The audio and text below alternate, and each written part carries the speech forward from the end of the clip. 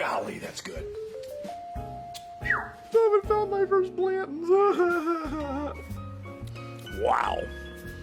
That's different. I really like that. Peychauds or Peychauds or Peychaud. Yeah, now I'm gorgeous. Although probably fuzzier was better. Okay. So this is not what I expected.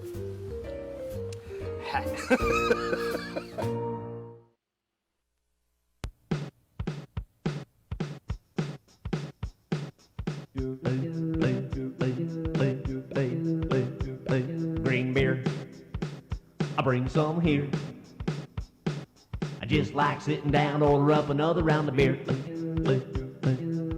Don't matter what the color is, just as long as I got some fizz. Blue, green, yellow, white, any kind will be alright beer. Give me something tart, something sassy. Give me something's got spunk. If I gotta get out of bed today, I might as well be drunk. Beer, I love green beer. Don't want coffee till you're me, all I really want to pee is green beer. I want beer, I want to drink it here. I promise you fun if you pour me one of them beers. Hey man, open the tap, I'm a little thirsty. That music that you heard was was a tune that I wrote like back in the 90s. Some of you may or may not know that before I got into doing all this silly stuff that I was in broadcast. I was a radio DJ for like almost 20 years. And there was one day that we were live on location in Lima, and we were having green eggs and ham, and we were having green beer, and I was on the morning show, and we felt like doing something silly, so I created that song, and silly it was. So thank you for joining me. It's St. Patrick's Day. We were going to do the I.W. Harper. I've got two different ones, the regular and the Cabernet. We were going to do those this week, and then I got reminded that it's St. Patrick's Day, so you got to do St. Patrick's Day stuff. And I will tell you that it's all I can do to stay upright at this point, not because I've been drinking, but because I've been physical. The last 2 days have been gorgeous. I've been outside. I went fishing. I had a long-ass walk, and I carved up a tree, and I loaded the tree, and I stacked the wood, and I'm sore, but that's all right. That's all right. Austin, Tyler, how are you? Kevin, yeah, good. I'm glad you're here. It's St. Patrick's Day. You don't have to be here with me, but you is. So thank you for that. We have 5 different things we're going to try, therefore 5 different glasses. No water, no ice, just trying them. They're 80 proof generally. Irish whiskeys, there's a reason. If you like Irish whiskey, there's a reason for that. Irish whiskeys are notoriously lower in proof, very smooth, easy sipping whiskeys. Not necessarily the greatest thing in a cocktail, if you want it to stand up, but good for just drinking next to a fire, which is what I may do tonight. I did that the last couple nights in a row. I love a good fire. All right, so we're going to start off with one called the Sexton. Now this is one that seems to have really been made popular by The Walking Dead. It even has a skeleton right here on the bottle. It's a neat looking bottle. I've heard quite a bit of feedback on this bottle that despite its really good looks, you cannot pour it without making a mess. It's very sloppy pour from what I hear. We're going to find out that shortly. Let's find out right now. Ooh, I love that sound. All right. All right, wish me luck. The Sexton.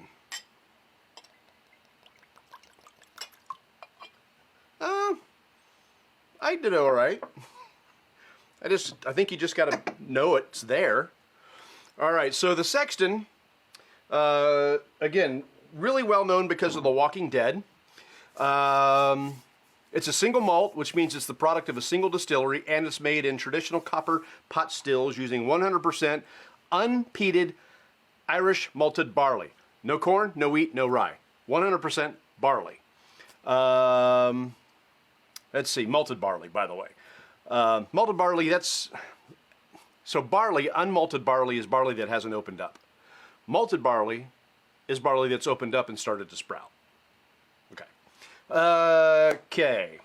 This one is triple distilled and aged 4 years in Oloroso sherry casks from Spain. The master blender is Alex Thomas, known best for her time at a pseudo but not really competitor, Bushmills.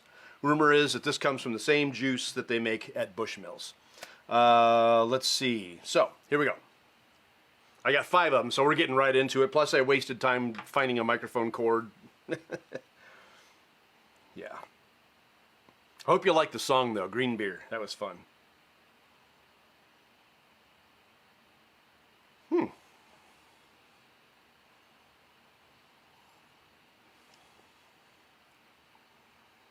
Now, I just had dinner, and there was cayenne pepper in the dinner, so that could be influencing me just a little bit, which is why I had a little water here. But it's got an astringency to it.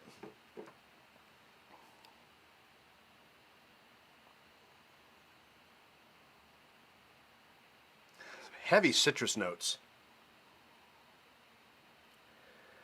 See, that's the thing about malted barley, is it's just got, I mean, the Stranahan's was this way. It has an astringency smell to it, but it's not going to have the same proof as Stranahan's.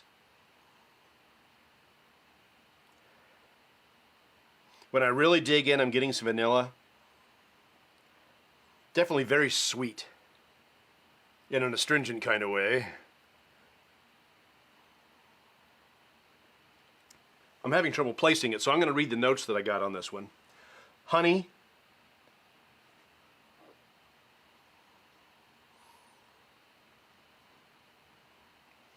Raisins, yes. Straw, yes. Cocoa. Apples, yes. And metallic, yes. That's the astringency I'm getting. It's got a metallic overtone to it, which isn't necessarily the greatest way to describe an Irish whiskey, but let's give it a shot.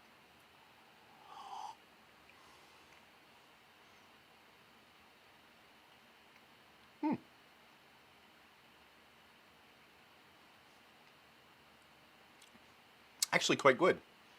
Actually quite good, yeah. The straw comes through. The raisins come through. It's a little peppery. There's a fruit in there. Maybe that's the raisins.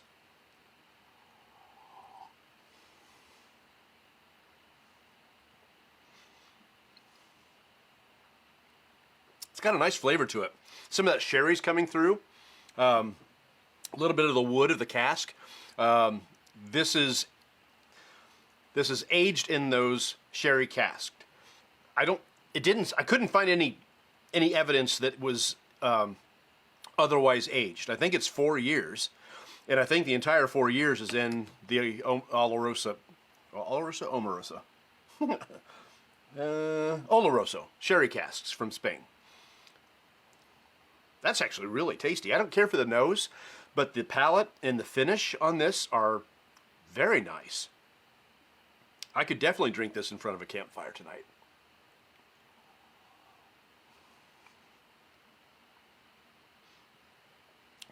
Still a little bit of a citrus overtone to it.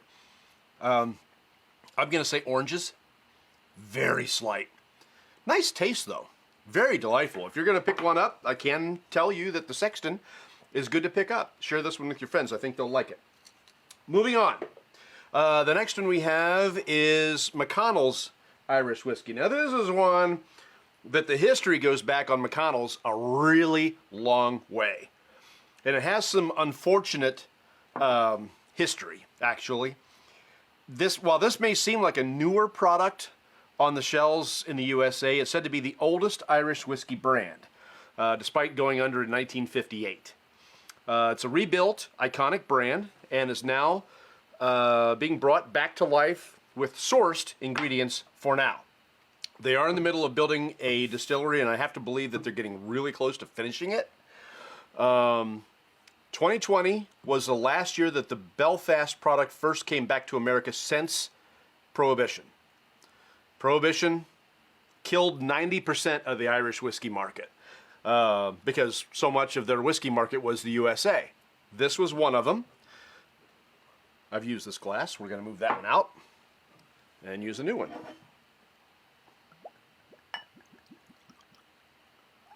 we go. Okay, so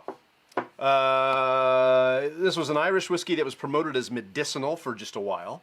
The new distillery, when finished, will make its own stuff, and it's actually a building that has been used almost until the new millennium to house political prisoners in Ireland. So in the 1900s, before Prohibition, there was a fire, a massive fire that killed the distillery and about 500,000 gallons of whiskey. But they rebuilt, and then in 1920, or right about there, we had Prohibition, and then it went, really started to struggle, and then finally shuttered itself in the 50s. Just now starting to make its way back, and they still use all that lore from the original brand, although this is not going to be the original recipe. It may be close, but it's sourced. The one that comes out of the distillery will be closer. Okay, let's see if there's anything I'm missing here. This one's 84 proof, a little higher than most Irish whiskeys. 30% malted barley and 70% undisclosed neutral grains. Aged 5 years and rests for some of that time in used bourbon casks, which is a technique that's known to Irish and Scotch whiskies. They like the legacy of the brand. They even leave the E out when they spell it as whiskey. So, all right. Sean, hey, how are you? Bridget is with us. Hi, Bridget. This is new. Let's see. Michael David, hi. How are you, sir? Loving the theme song. Thank you. Good. I know I was kind of behind here. Me likey. Yeah, I know. This is your day, Sean. I know you're big into St. Patrick's Day, and I know you're probably wearing a kilt right now.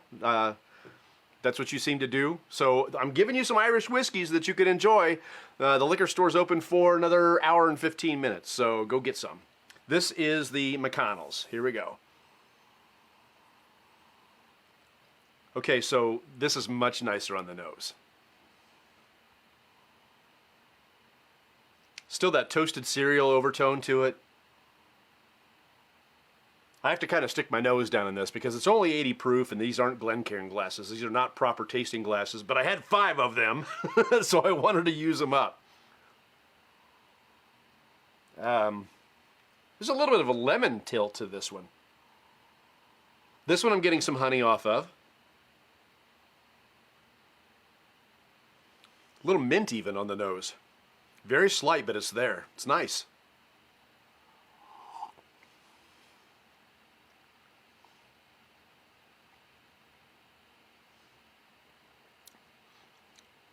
Another very tasty Irish whiskey. I think that I like so far the flavor of the Sexton a little bit better. But this is very nice. It's got a really nice balanced flavor. The nose complements it. The Sexton didn't.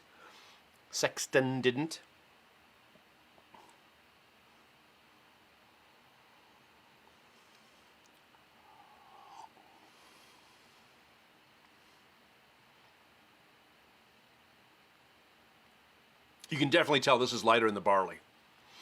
Doesn't have that grassy straw type of taste. I do like that in the Sexton. It works for it, but this is a much more balanced palate to me. It's mild. This is a very, very mild pour. There doesn't seem to be a ton of character in this. It's good, and it's a higher proof, which is one of the things that I'm noticing for sure. Only 4%. It's 84 proof, so 2% alcohol by volume. It's a little bit buttery. The mouth feels nice.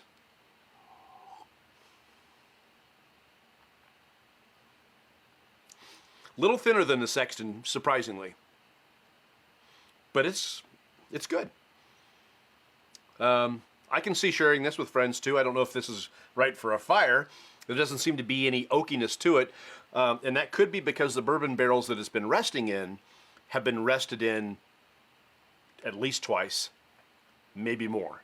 And by then, a lot of what you're going to get out of that wood is gone. Now, there's still some color here. It is very light in color, though.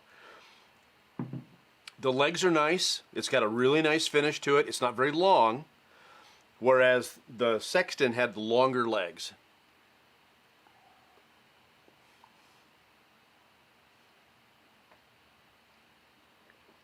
Nevertheless, that's quite tasty. Okay, there's 2 down. All right, put this one down. The next one on the list is one that I have been wanting to try for quite some time. Some of you may know that not only do I make movies and all that stuff, but I'm also a screenwriter. And I've done pretty well on contests, and I've written a couple of movies, and I just wrote a short not long ago. So this one, Writer's Tears, is one that we screenwriters and playwrights and everything else seem to want to gravitate towards. So when I found this on the shelf, I didn't even know this was sold in Ohio. I had heard people talking about it, and when I saw it on the shelf, I got pretty excited about it because I'd been wanting to try this for a while. All right. Okay. Ah, yes. Now this is the Writer's Tears Copper Pot. This glass doesn't look as clean because I hastily rinsed it and dried it with a towel, and it looks horrible now. All right, the Writer's Tears. So, by the way, I never realized that Writer's Tears was an Irish whiskey either. I guess I never really identified what it was. So when I found it on the shelf, I was excited because evidently I'd been looking in the wrong place all this time anyway. So, okay. The idea behind this brand was that in the 19th and 20th centuries, novelists, poets, playwrights, they were more and more prolific at that time, and they would go to what they called the public house, where they would find, in some cases, inspiration. You know, if you eavesdrop on conversations, like I sometimes do, a bar, a pub, public house, is a great place that you're going to hear some fantastic conversations. I remember one time I was sitting in a movie theater, and behind me I heard a couple sparring just so gently. And I heard one of the meanest things anybody's ever said to another person in my life. The guy said to the girl, "I don't think I've ever met anybody with as many flaws as you." I was like, I had my date with me, and I looked at her and I went, "Ah!" And she went, "Ah!" And we just kept it to ourselves. But can you imagine that going into a screenplay, or at that time, playwright on the stage, or in a novel? "I don't know if I've met anybody with as many flaws as you." I don't know. I know what I would say. She was quiet. She didn't come back. I don't know what I would say. Well, I know what you would say, too. All right, so this is Writer's Tears. See if there's anything else here about it. So this is their copper pot. They also have a double oaked, a red head, a single pot still, and a barrel proof. This one is 80 proof. Smell it. Very similar to the nose on the McConnells. I ought to put these up here.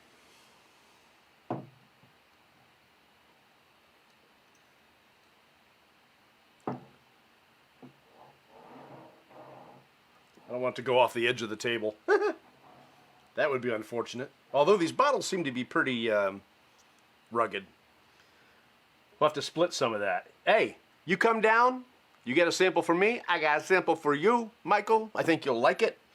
We'll find out here. Nose is very similar to this one. It's got that toasted cereal overtone. That's probably its number one attribution, so I can tell so far.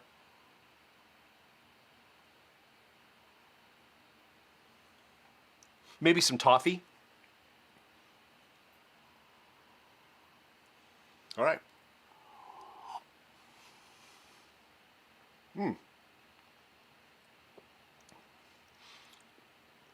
Okay, this one is, I don't know a good word to describe this.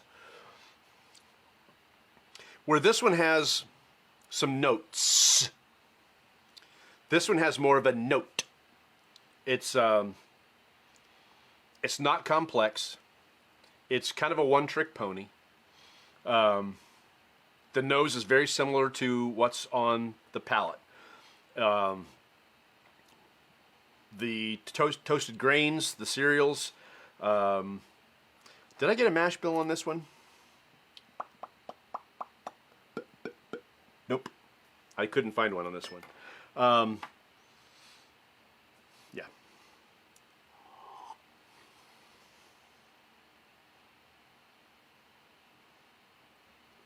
I'm getting a caramel, a little toffee. Definitely some toasted grains. Maybe a little orange peel.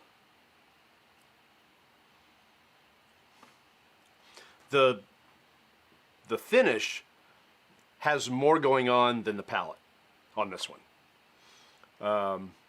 It's good. I wouldn't put it at the top so far of these three. These two have got some different notes. The Sexton so far has probably been the nicest pour. Worst nose, nicest pour. This has a little bit more going on in the bottle of the McConnell's than the Writer's Tears.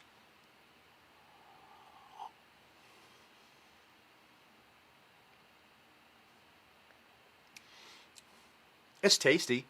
I wouldn't want to necessarily put it back to back with others like I am tonight.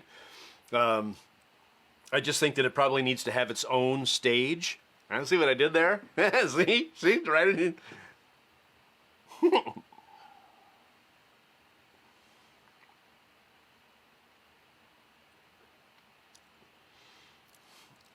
I don't know if I would call this a typical Irish whiskey. There are definitely whiskeys that I tried last year for St. Patrick's Day. Actually, it was St. Patrick's month last year. That had a lot more flavor, a lot more body. Of those, I have to say the Jameson was fantastic. The other one that really stood out was the Tullamore Dew. I remember that one last year because it had a very unique note of chocolate. And in the finish, this one does too. I'm just getting that. It took a little while. And maybe that's why it reminded me of it, but I'm getting some chocolate in the finish of this. That's pleasant. I like that. Okay. It's a milk chocolate. It's a lighter chocolate. Okay. Let's see. You have to tell me more about your recent writings. There was one. Somebody wanted me to write for a short film, and I did. It got made. They adjusted the story. It doesn't work as well as what I wrote. To me. They threw a bunch of stuff in it that was unnecessary. But you know how it goes. Okay. So the next one is one that if there is a name that seems to be the heritage of Irish whiskey, it's this one. It's Powers. This one has got a very, very long history. Nate, how are you, sir? Glad you could join us tonight. I know you're a whiskey guy. We're doing Irish whiskey tonight. Powers has a long family history dating into the 1700s. This Powers logo was first seen in 1877 and is said to be the first whiskey to be bottled in Dublin, Ireland. In 1893, the brand debuted at the World's Fair in Chicago. In 1900, they put over 1 million gallons out for that year. And at one time in the 20s, they even had their own football team. Or maybe that was the 1910s. But they had their own football team, which is, now, I'm guessing that's probably soccer. They call it football, probably soccer. All right. So this is Powers John's Lane Irish Whiskey. It's a triple distilled single pot whiskey. And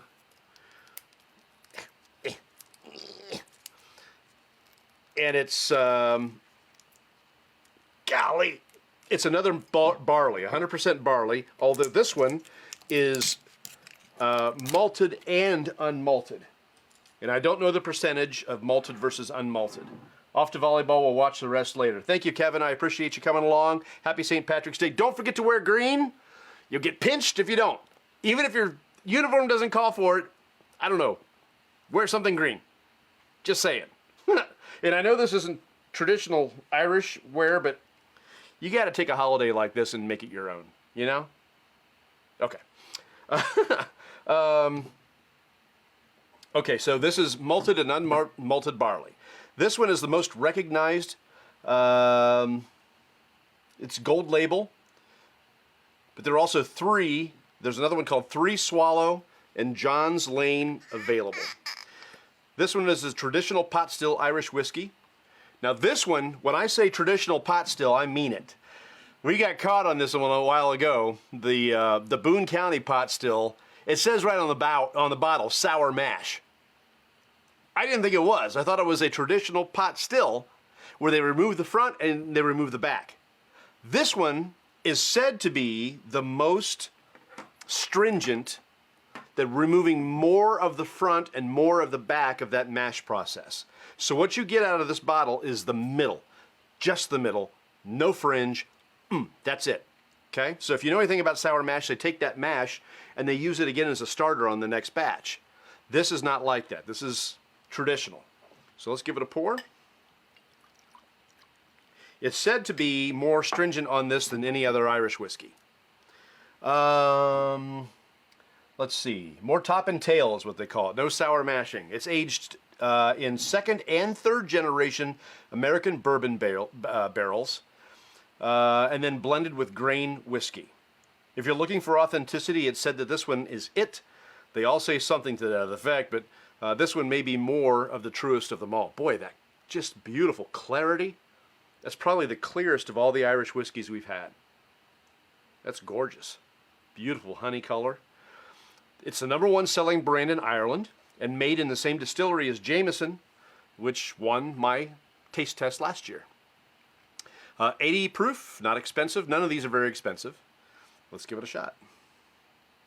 This is the Powers from John's Lane. This has more nose than the rest of these, about the same as Sexton, but more pleasant.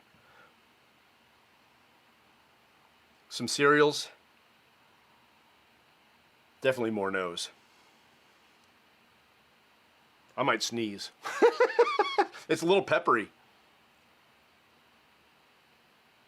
Getting some honey, light toffee. Is the writer's tears uncommon? I feel like having one as a conversation piece for guys like us is a must. I wouldn't say it's particularly uncommon.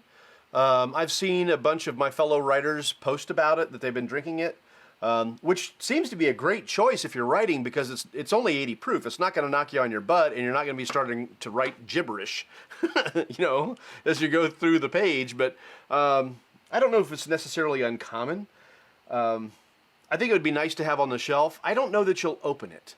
You're a bourbon guy like I am. I don't know that you'll open it. And if you do, I don't know that you'll have much out of it, because it has as much...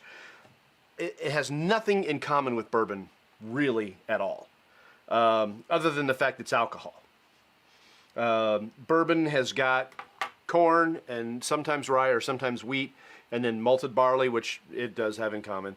But that rye is what gives it the kick. This doesn't have the proof quality that most bourbons do. I know you like the Woodford Reserve, Michael, and I do too. This isn't going to come anywhere near that flavor profile, that rye content. It's not going to do it. Of these so far, this is number 3 out of 3, right? 1, 2, 3. We're doing in a line. I'm hoping that Powers is the one that knocks the other two off the shelf, so to speak. We'll see.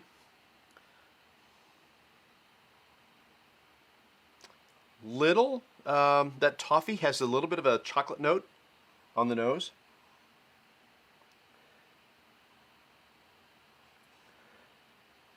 I can't discern if it's lemon or orange. It could be a little bit of both.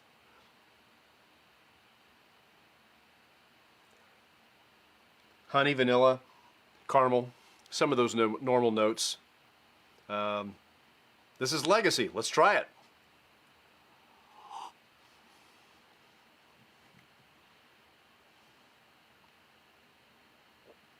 Ooh. We may have to have a taste off. It wouldn't be fair. The Sexton is made in those sherry casks. This is not. This is done in bourbon barrels, which is traditional. Used bourbon barrels. That white American oak that we use in our bourbons, they can only use that one time in America. And then they ship it off and they sell it to Scotland, and they sell it to Ireland, and they sell it to Japan as well for their whiskeys. It's prized commodities. Matter of fact, I was walking through the woods the other day. I own some acreage, and I was walking through the woods with a forester, and he was saying that right now, white oak is blazing hot. And I said, well, why is that? And he said, it's because of the spirits industry. Really? And I've got like 5 nice, big, harvestable white oaks on my land. So that could help me out a little bit in a pinch if I was in a pinch. But anyway, so he was saying that the white oak is really a commodity right now. It's not the only. Walnut's still doing well. Red oak is doing well. There's a bunch of them that are really doing well. But white oak, the reason for that, in big part, is distilleries.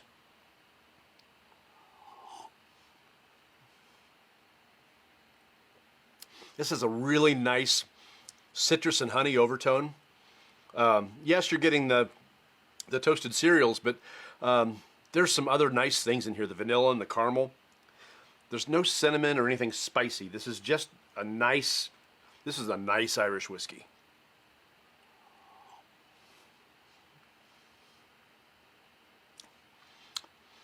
Considering this is not aged in sherry casks, the flavor here is actually quite nice. This Powers is good. I was in the store and they were pointing out like a dozen different Irish whiskeys. Some of them I did last year. Some of them I wanted to do this year. I couldn't buy all of them that he wanted me to buy. Tullamore Dew actually has a 12-year on the shelf, and I almost bought it. But this was enough for tonight. See if there's anything here. You know you have a trademark move. You take the first sip and hold up the glass to contemplate the contents. I'm a fan. Well, that's good. That's good. I'm contemplating. Contemplating. Okay.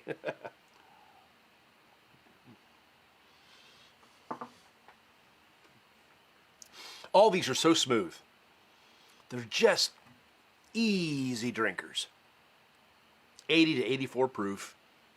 They're not going to blow your socks off as far as that high proof. I know a lot of people really like barrel proof. And there was 2 of them in our group that do have barrel proof offerings. And the last of those is this bad boy. This is Green Spot.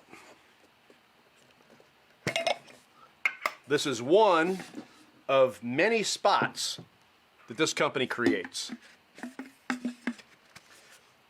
We'll go through it. Okay. Let's discuss first of all what makes single pot still something special. For starters, it's the only whiskey making process that is unique to Ireland. In contrast to single malt, single pot still indicates use of both malted and unmalted barley in the mash bill, which provides a unique spiciness indicative of this unusual style. This method was first attempted in the 1800s, not as a way to improve flavor, but as a way to cut costs. Imagine that. Luckily for 19th century whiskey distillers, the grain variants, along with the use of traditional pot stills, added complexity instead of an air of cheapness. Besides Green Spot, only a few other examples, Redbreast and Powers among them, are available in the U.S. I don't have a long enough thumbnail to get to this one. There are blue, yellow, red, and 3 greens. This one, which is the single pot still Irish whiskey, and then there's 2 that are aged in wine barrels, the Bordeaux and the Zinfandel. This is another one of my ugly glasses. It was new and I hadn't washed it yet. Green Spot has no age statement. but it's comprised of pot still whiskeys aged between 7 and 10 years. The whiskey has matured in a combination of new bourbon and refilled bourbon casks, as well as sherry casks. Only small quantities of green spot are bottled each year. No reason why. Drink some more. Maybe they'll make some more. The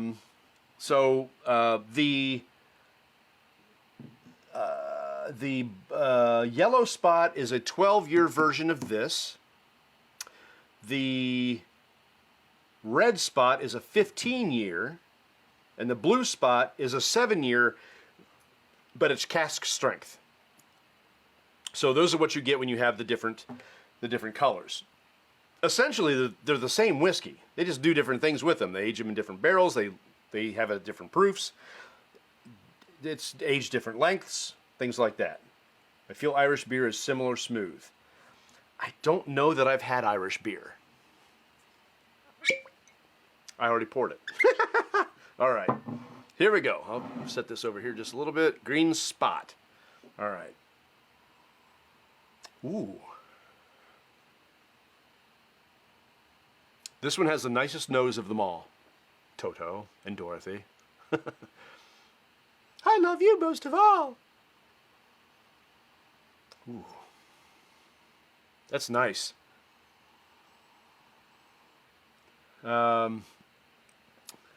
It's very aromatic. They say spices with orchard fruits and barley. Yep. On a background of toasted wood. Yeah. There's a scent of mint. Some lemon. Honey.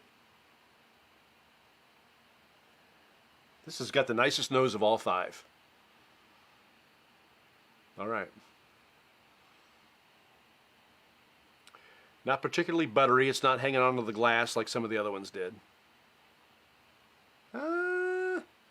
I take that back. It's actually doing pretty well on the inside. Okay. If I had a cleaner glass, I'd be able to see it from the outside.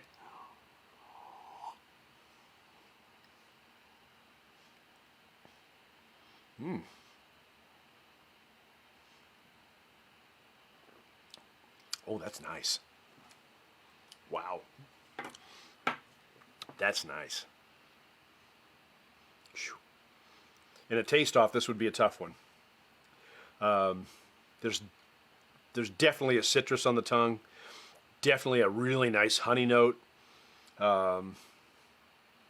This is more complex, maybe, than the others, with the possible exception of the Sexton, since that's done in the sherry casks.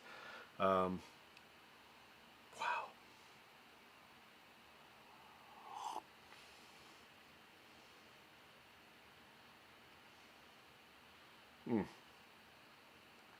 That's quite delicious, actually. And this is my signature move. I'm contemplating the glass. This is probably the best of the 5. If I had to put them in order, I'd say that the green spot is number 1. Number 2 would be the Powers. Number 3 would be the Sexton. Number 4 would be the McConnells. Number 5 would be the Writer's Tears. If I had to rate these 5 by my personal perception of them, that's the order. 1, 2, 3, 4, and 5. This one just didn't have much complexity. There wasn't much going on. It was good, but it wasn't great. This one, I'm anxious to find out what happens when their own distillery is finished. This is good. Not quite good enough to beat the Sexton. Sexton, the reason I'm putting it at 3rd and not 2nd, although the palate was really nice, the nose knocked me back a little bit. It's a bit metallic. I wasn't in love with the nose on the Sexton, but the flavor was fantastic. This one may be the most authentic Irish whiskey out there. The flavors were very, very good. Complex as far as a Irish whiskey can be. Just a really nice mouthfeel to it. It's very flavorful, but this one, takes the cake. It's got a great nose, more complexity than the rest. It's really nice on the palate. Got a buttery flavor, or a buttery mouthfeel.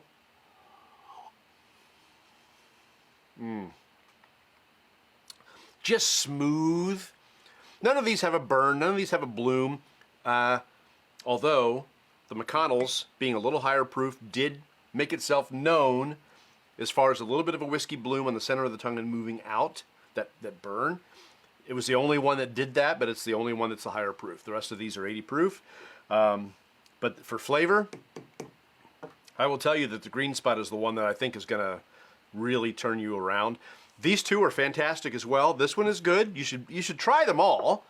Maybe the Writer's Tears should be purchased by only writers, because I don't know that you're going to be blown away by that one. If you really love Irish whiskeys and that's your jam, then sure, yeah, try it. It's the one I wanted to try the most, and it's the one I liked the least. Not because I didn't like it, just because the rest of them had more going on. More nose, more flavor, more complexity, more things happening on the palate. And the green spot is definitely the one that I like the best. A